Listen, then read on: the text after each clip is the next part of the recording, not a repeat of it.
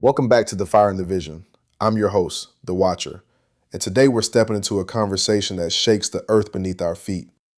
Joining me in the studio is my luminous co-host, The Flame. Blessings, Watcher. I'm honored to be here again. Because what we're uncovering today is nothing short of miraculous.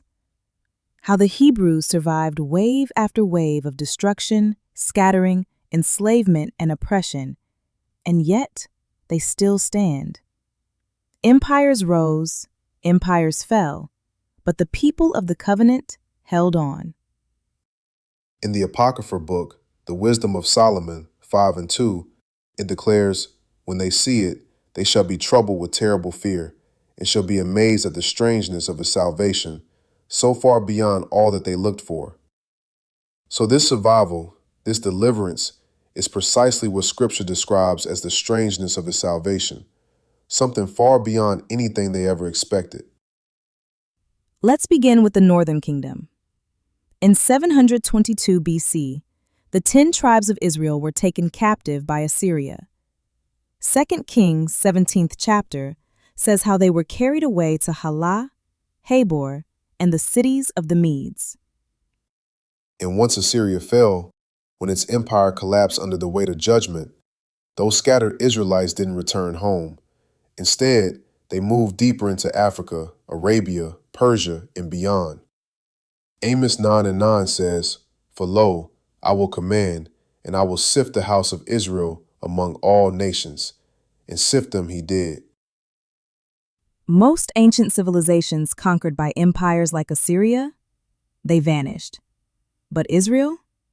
They kept moving and they kept surviving. Then came the fall of the southern kingdom under Babylon in 586 BC. The first temple burned. Judah went into exile. Others fled into Egypt, Ethiopia, and the Arabian Peninsula. 2 kingdoms destroyed, 2 exiles. Yet the people lived on. Jeremiah 30 and 7 calls that era the time of Jacob's trouble.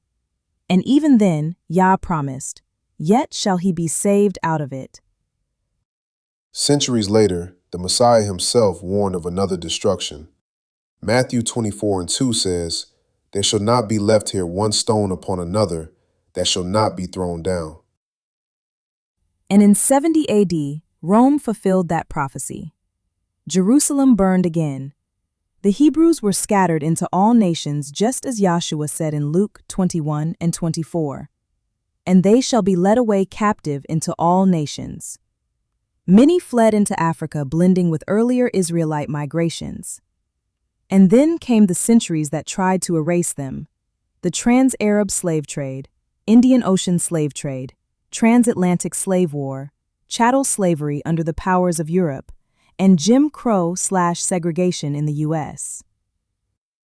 Every empire, every kingdom, every Gentile power that rose tried to break the Hebrews.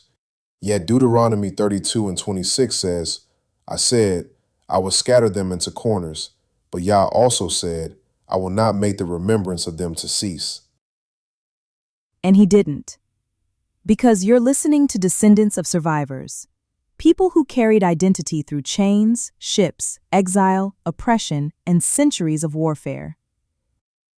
Now, here's where Scripture shocks the nations.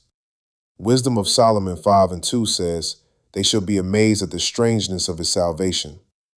This meant the Gentile nations never expected Israel to survive, let alone rise.